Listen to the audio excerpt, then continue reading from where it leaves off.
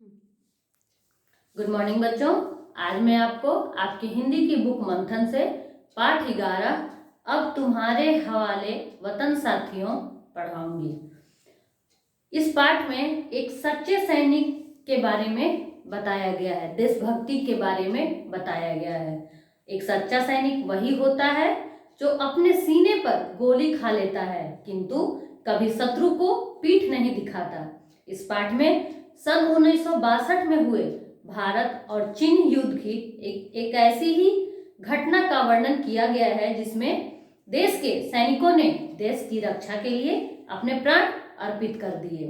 तो आइए हम पाठ को शुरू करते हैं। लेखक लिखते हैं, अपनी तरह से वो आपको बताने की कोशिश कर रहे हैं। कहते हैं लेखक की बात वर्ष 1997 की है। उत्तरी लद्दाख में ठंडा रेगिस्तान, दूर दूर तक फैले तंबाई रंग के पहाड़।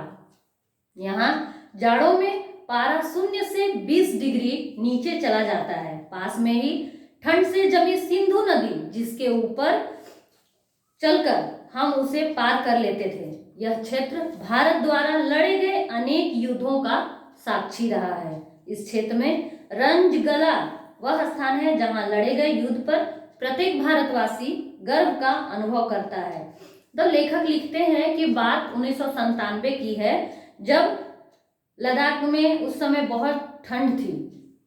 दूर दूर तक फैले तंबाई यानी तांबे रंग के पहाड़, जहां जाड़ों में ठंडी से वहां के पारा जो है 0 से 20 डिग्री तक नीचे चला जाता है और सिंधु नदी में बर्फ सी जम जाती है, लेकिन सैनिक उसके ऊपर से चलते हुए आगे की ओर बढ़ते रहते हैं। और वहां पे एक क्षेत्र है रजंगला।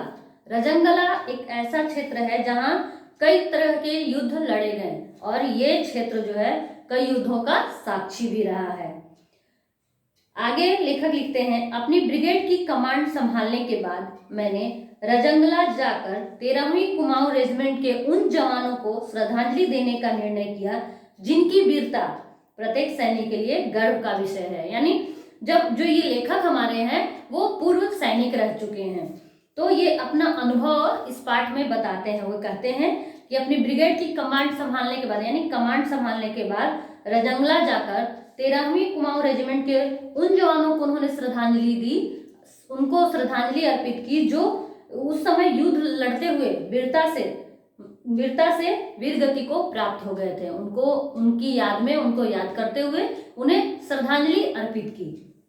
बात 1962 में चीन के साथ लड़े गए युद्ध की है। मेजर शैतान सिंह के नेतृत्व में 13वीं कुमाऊं रेजिमेंट की चार्ली कंपनी पहाड़ी पर तैनात थी। यानी बात 1962 की है, जब चीन के साथ युद्ध हो रही थी।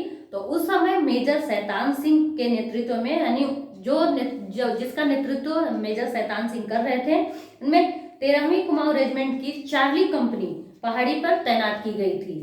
इस तैनाती चुशुल हवाई अड्डे की सुरक्षा के लिए की गई थी। मतलब ये जो तैनाती वहां पे की गई थी वो चुशुल हवाई अड्डे के सुरक्षा के लिए थी। जाड़ों में यहाँ का तापमान 0 से नीचे चला जाता है।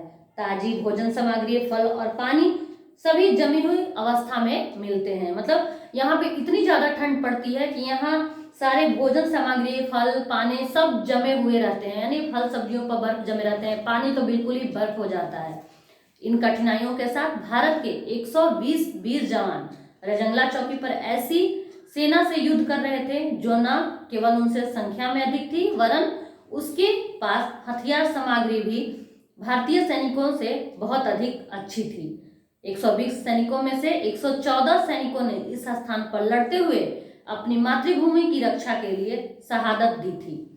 यद्यपि युद्ध में हम विजय प्राप्त नहीं कर सके, पर भारतीय सैनिकों ने सिद्ध कर दिया कि उनके जैसे अप्रतिम वीर इस पृथ्वी पर मिल पाना असंभव है। यानी इतने कठिनाई, इतनी ठंड, सब कुछ जमा हुआ खाद्य पदार्थ मिलने के बावजूद भी भारत के 120 जवान उस रजंगला चौकी पर ऐसी सेना से लड़ रहे थे जो उनसे संख्या में बहुत ज्यादा थी और उनके पास हथियार के सामान भी बहुत ज्यादा थे। लेकिन फिर भी उनसे 120 सैनिक हमारे लड़ते रहे और उनमें से 114 सैनिकों ने लड़ते हुए अपनी मातृभूमि की रक्षा के लिए शहादत दी, यानी वीरगति को प्राप्त हो गए। यद्यपि युद्ध में हम विजय तो प्राप्त नहीं, मतलब युद्ध में जीत तो नहीं सके, लेकिन उन जैसे महान और कभी न हार मानने वाले वीर सैनिकों का अब पृथ्वी पर मिल पाना मुश्किल है। वह 17 नवंबर 1962 की रात थी।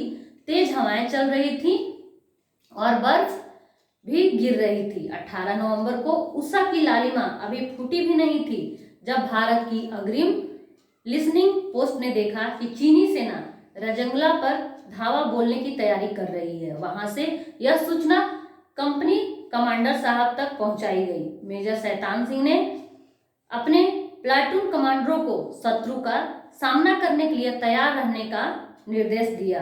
लगभग 5 बजे प्रातः चीनी सेना ने पहला हमला किया। फिर तो दोनों सेनाओं के मध्य युद्ध छिड़ गया। भारतीय सैनिकों का गोला बारूद धीरे धीरे समाप्त हो रहा था।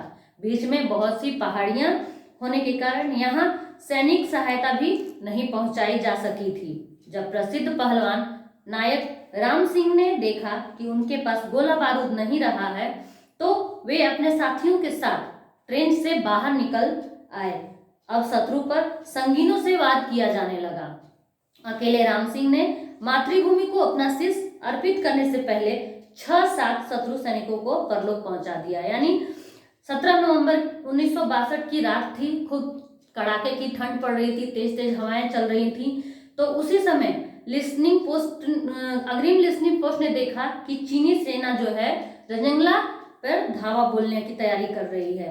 यह सूचना कमांडर साहब तक पहुंचाई गई। मेजर शैतान सिंह ने अपने कमांडरों को शत्रु का सामना करने के लिए तैयार रहने का निर्देश भी दिया। अब भारतीय सैनिकों के पास धीरे धीरे गोला बारूद खत्म हो रहे थे। इसी बीच यहाँ पे बहुत सी पहाड़ियां थी, तो सैनिक भी सहायता भी नहीं पहुंचाई जा सकती थी। इसी बीच प्रसिद्ध पहलवान नायक राम सिंह ने देखा कि जब गोला बारूद खत्म हो रहा है, तो वो अकेले ही मातृभूमि को अपना शीश चढ़ाने हेतु बाहर चले गए और संगीनों से वार होने लगा और युद्ध होने लगा। इससे पहले कि राम सिंह शहादत देते, उससे पहले उन्होंने 6-7 शत्रुओं को परलोक पहुंचा दिया, यानी मार दिया। बच्चों, इस पाठ की आगे की कहानी मैं आपको अगले वीडियो में बताऊंगी।